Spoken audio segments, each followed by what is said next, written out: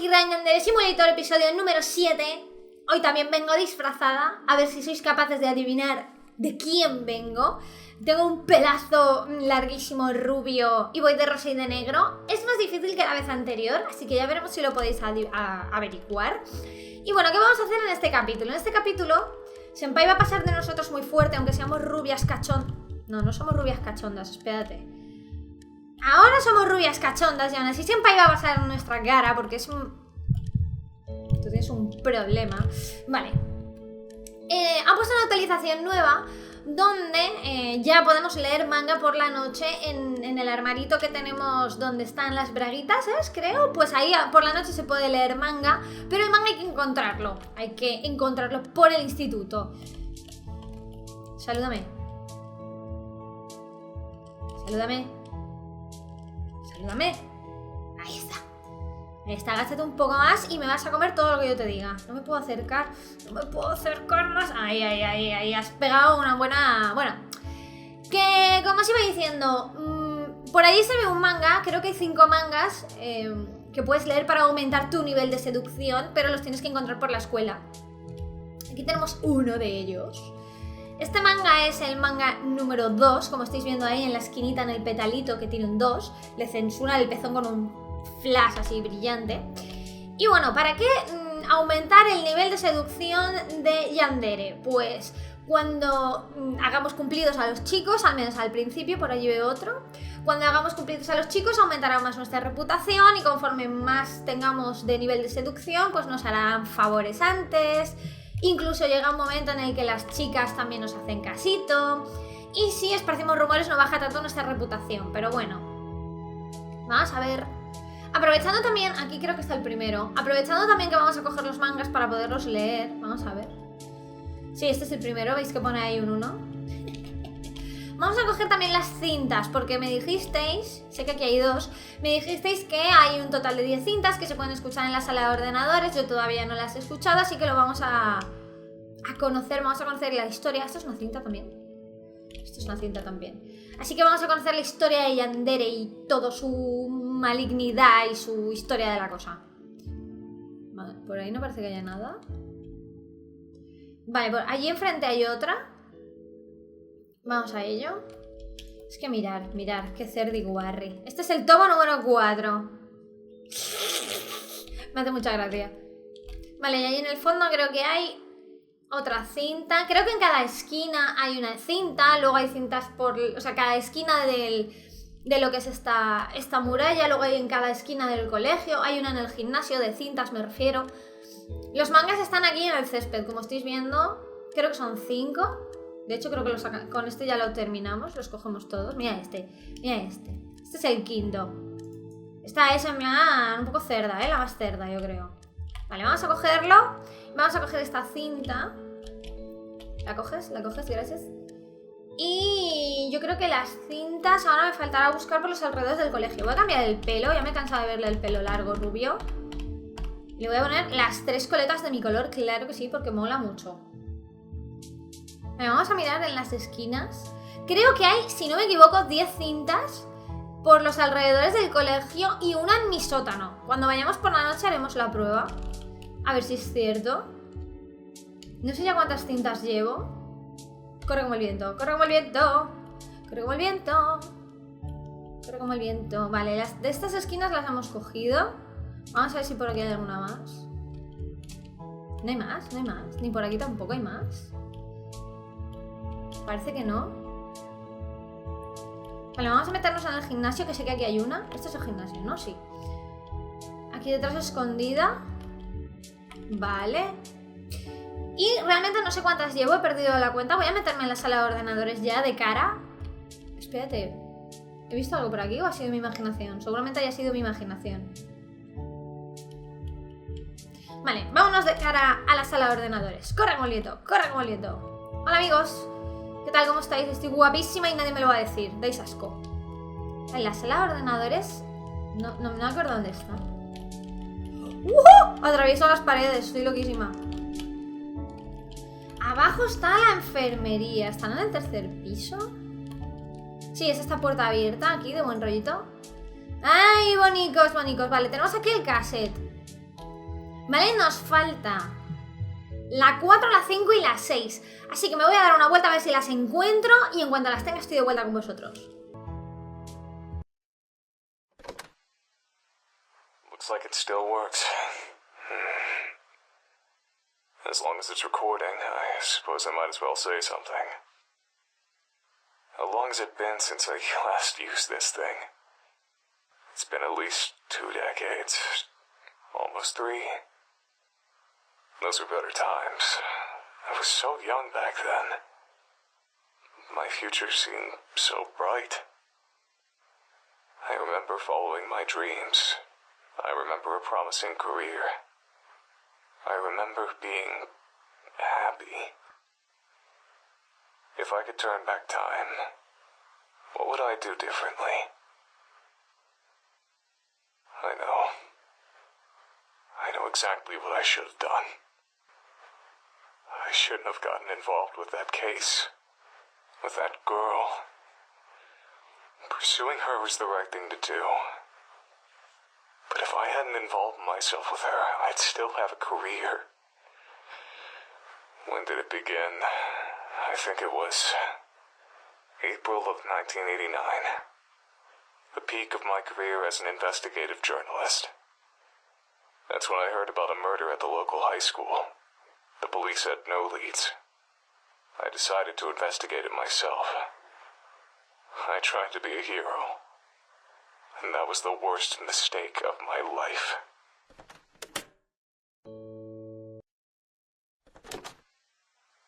The school's faculty didn't let me conduct an investigation on school grounds. They were highly concerned with maintaining their prestigious reputation. They didn't want any police or journalists snooping around and ruining the school's image any more than the murder already had. Or maybe they just had something to hide and didn't want the authorities to find out. To this day, I still don't know how the school managed to convince the police that any crime that takes place on school grounds can only be investigated for 6 hours maximum. I heard a rumor that the school's headmaster bribes the police department to expedite their investigations as much as possible. There were a lot of unsavory rumors about the school's headmaster, but none of them proven to be true. Because I couldn't work around the school, I used to gather information by interviewing students outside of the school gate when they entered or left the school. It was at this point in time that I noticed a peculiar girl who was quite obviously stalking one of her seniors. I decided to keep my eye on her, and before long, I began to observe some disturbing behavior from her.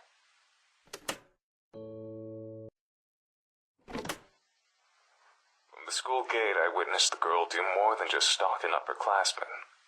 She stalked any girl who spoke to him. Through student interviews, I kept tabs on what happened to those girls. They became the victims of bullying, were expelled, and in some cases, stopped coming to school. I frequently saw the girl running with a mop and a bucket, as though she always had some sort of mess to clean up. That girl was using manipulation, intimidation, and sometimes even violence to sabotage the boy's love life. If she wasn't above that kind of behavior, the possibility of murder didn't seem too far off. I didn't want to believe that a schoolgirl would actually commit murder just to keep a boy single, but the evidence was staring me straight in the face. That's when I learned a crucial piece of information. The girl who was murdered at the beginning of the school year had a crush on the same boy that was being stalked. The final piece of the puzzle had fallen into place. I knew that I had found the culprit. I went to the police with my findings. Took a lot of talking, but I was eventually able to convince them to take the girl into custody.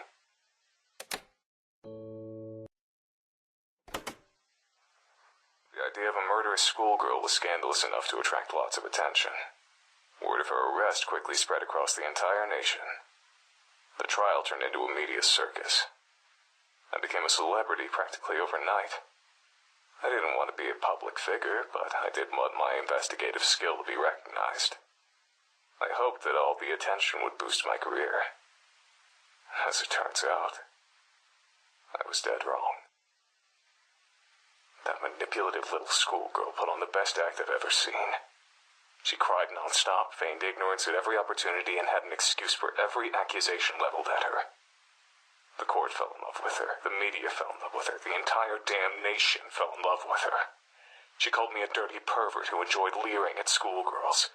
She called me a fame-seeking yellow journalist. She claimed that I only accused her of murder for sensational headlines. The court bought every word of it. The day the judge declared her innocent, the entire country celebrated like it was a damn holiday.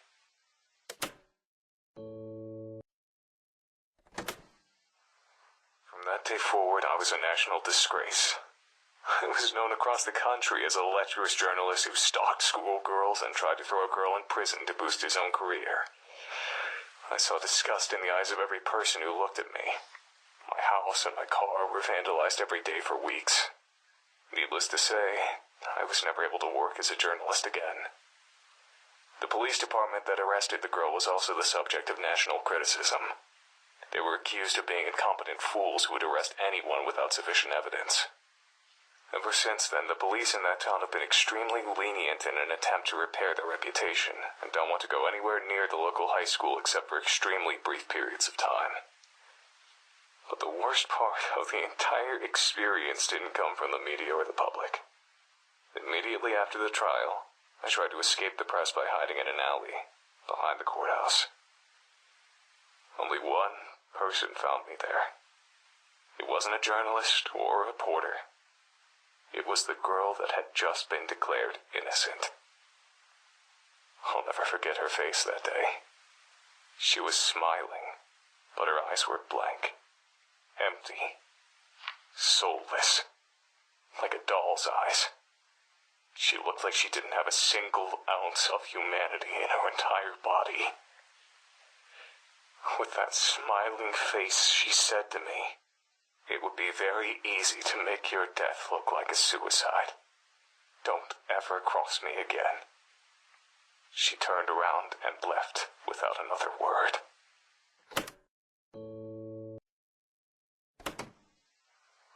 My life was a living hell for about a year, while the trial was still fresh in people's minds.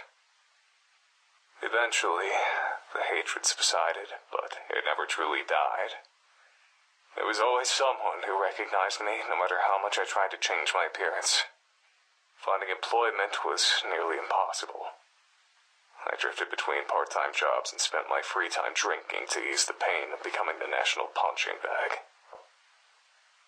It was around this point in time that I met my future wife. I still don't understand what she saw in me. I was an absolute wreck, not to mention the laughingstock of the entire country. But as soon as we met, she wanted to spend every waking moment with me. She wouldn't let me out of her sight, and got possessive if another woman so much as looked at me. I quickly came to depend on her for everything. It wasn't long before I couldn't live without her. I certainly wasn't in any state to take care of myself. I was like an adult-sized baby, helpless and vulnerable. Who knows? Maybe that's what she was attracted to. Maybe she just wanted to experience the sensation of owning a person. Maybe she wanted to keep a human pet. Maybe all she wanted was someone who she could emotionally depend on. Even after all these years, I don't understand why anyone would waste their time with a man like me. But none of that mattered. Despite all my flaws, she accepted me. And that's all I needed. We got married about 6 months after meeting each other.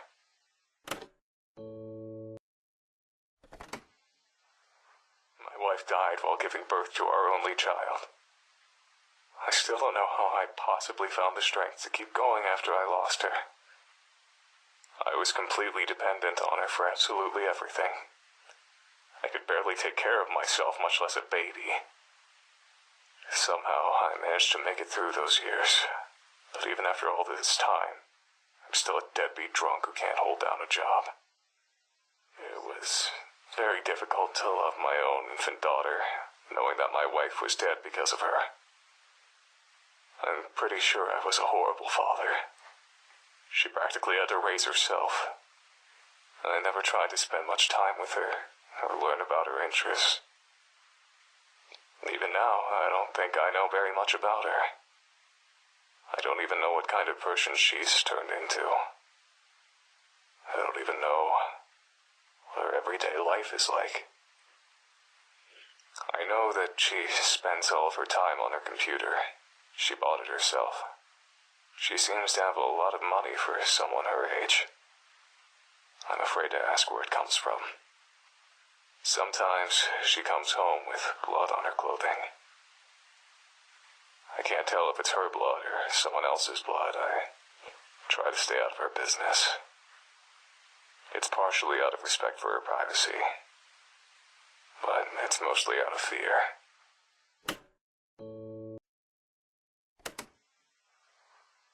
I've never told anyone about any of this. Never saw a shrink, never had any friends to confide in. I thought that it would be therapeutic to record my feelings, even if I'm only talking to an obsolete machine. But this hasn't calmed me down at all. The only thing to come out of this experience is that all of the anger and hate I've kept buried for the past 2 decades has risen back to the surface. I don't think I can go back to the way things were before. I don't think I can go back to wasting my time with crappy part-time jobs, drinking, and sitting on a couch feeling miserable. I don't want this to be my life. But I can't let myself die just yet either. Not until I see justice served. That girl from 1989. She's a grown woman by now, but she's never been punished for the sins of her youth. I can't go on living in a world where a monster like her walks around in public. I'm the only one who knows the truth about her, so I'm the only one who can bring her to justice. I still know how to track a person down. I still know how to learn a person's secrets. I still know how to dig up the truth. For the first time in decades, I feel like I have a purpose. I feel like I know what to do with my life. I'm going to deliver justice to that murderer. I'm going to die trying. This old antique was good for something after all.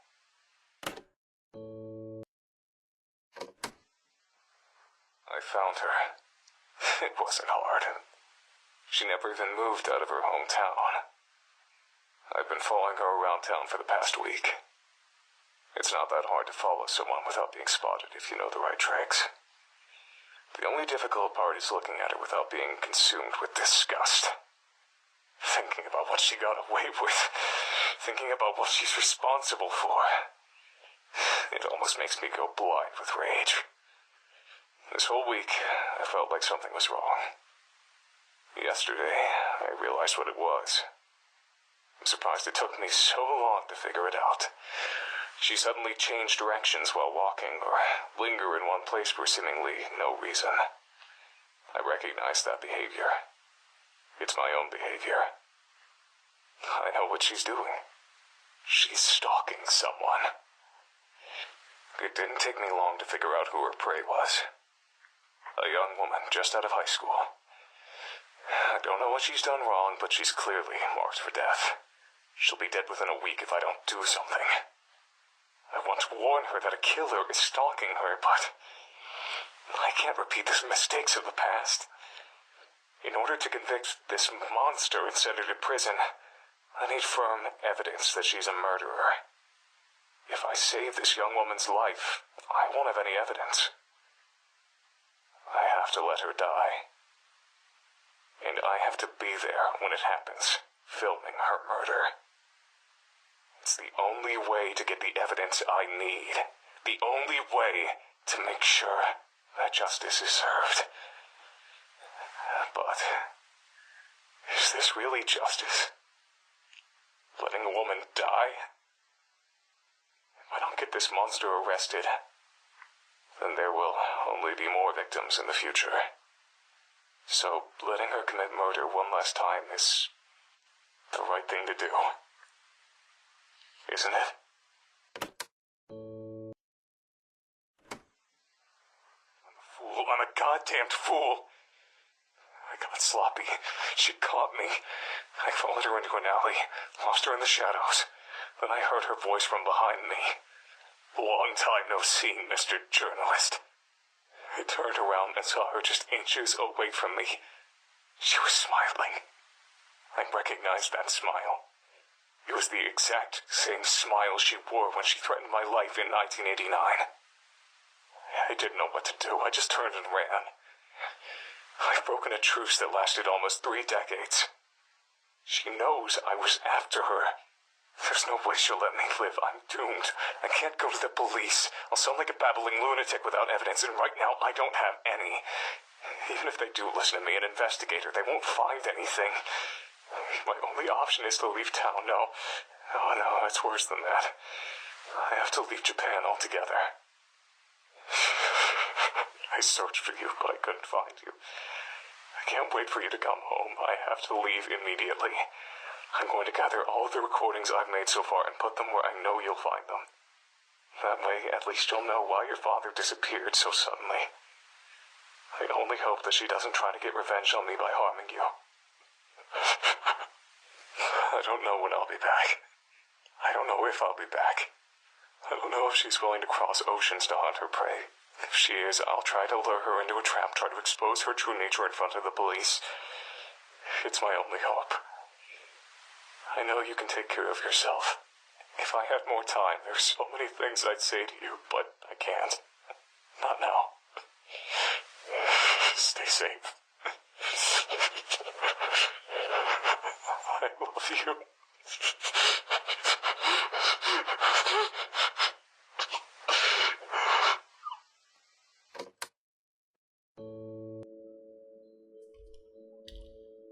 Yandere. ¿Era tu papi? Te agufa la gamba, ¿no? Por lo que veo. Vale, muy bien, pues vámonos. Nos vamos a ir a clase. Uy, qué mal cuerpo se me ha quedado con lo de las movidas estas, jolines. Vale, ahora aquí, Red Manga. Tenemos todos los mangas que hemos encontrado. ¿Veis ahí que pone Cherry Touch Volume 1? Nivel de seducción actual 0, inocente. Y para leer este manga requiere nivel de seducción 0. Pues por algún momento tendremos que empezar.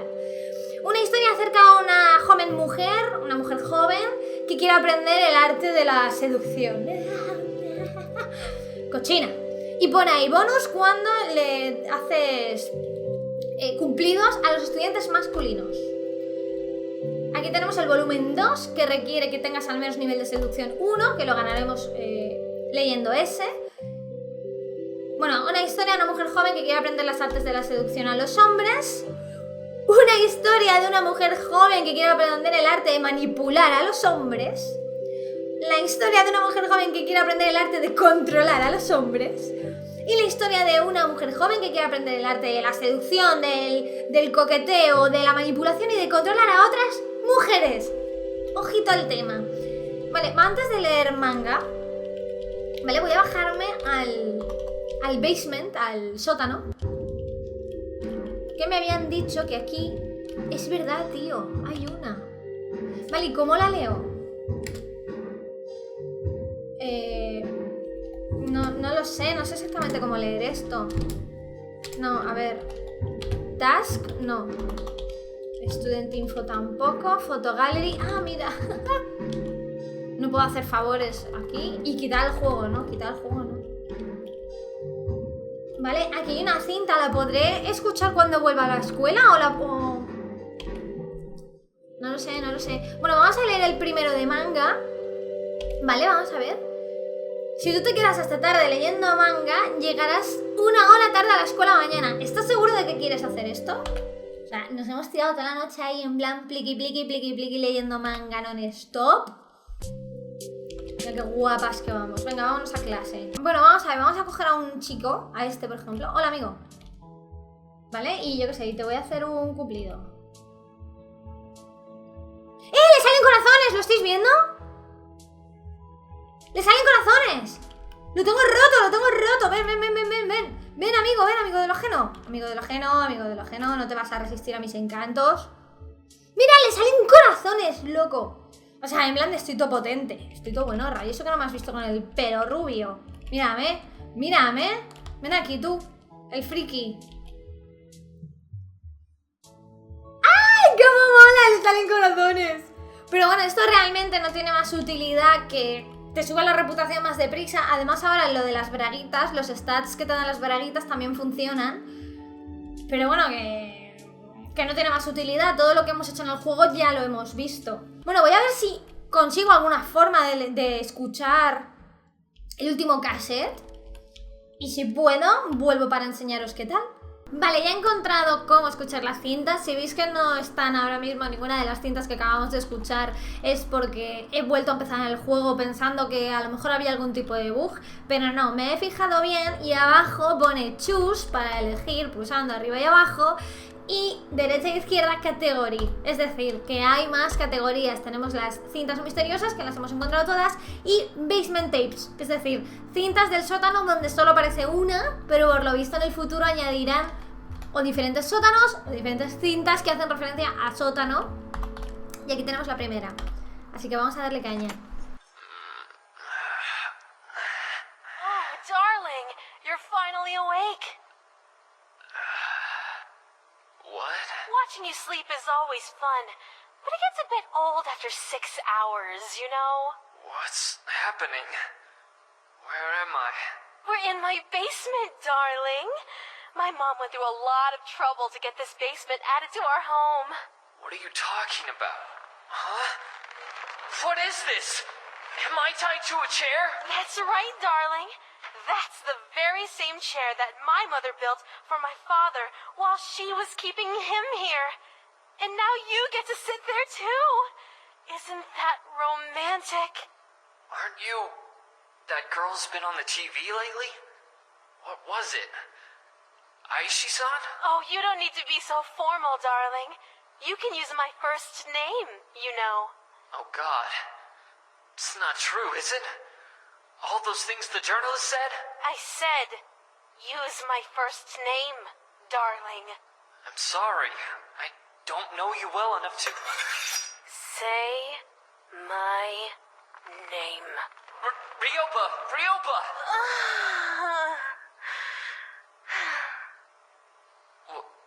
What?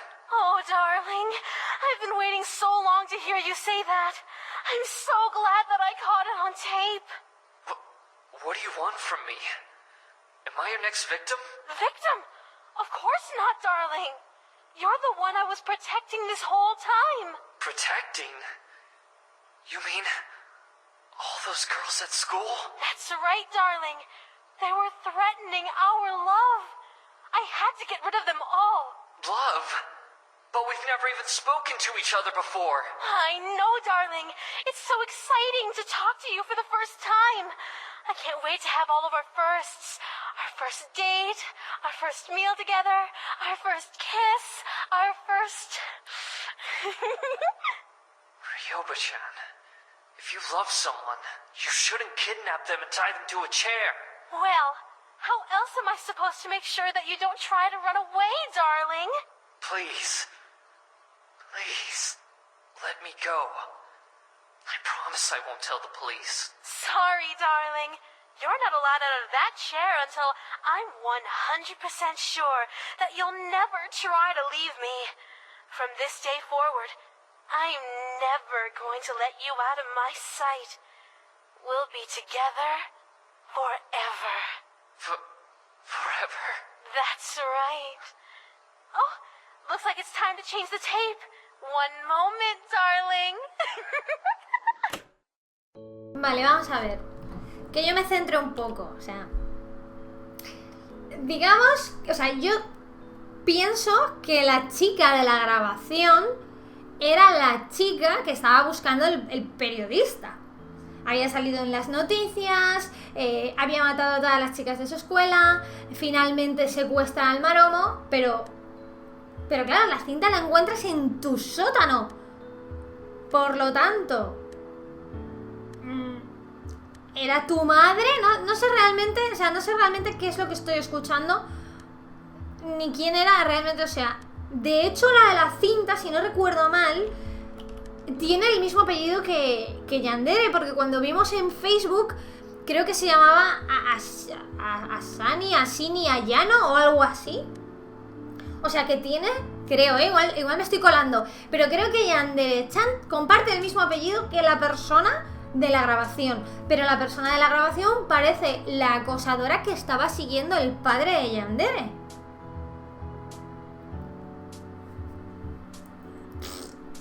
No tengo ni idea. O sea, me está explotando la cabeza. No lo sé. Pero bueno, este capítulo no ha sido para nada sangriento. Ha sido un capítulo para recoger todas las cintas y ver lo poquito que ha añadido el creador. Y bueno, yo no conocía la historia de Yandere. La verdad es que ahora me han producido muchas preguntas. Si sabéis realmente algunas respuestas, dejármelo en los comentarios, que me encantará leer pues, la versión, ¿no?, de los hechos. Así que bueno, espero que os haya gustado y poquito más. Nos vemos en el próximo vídeo.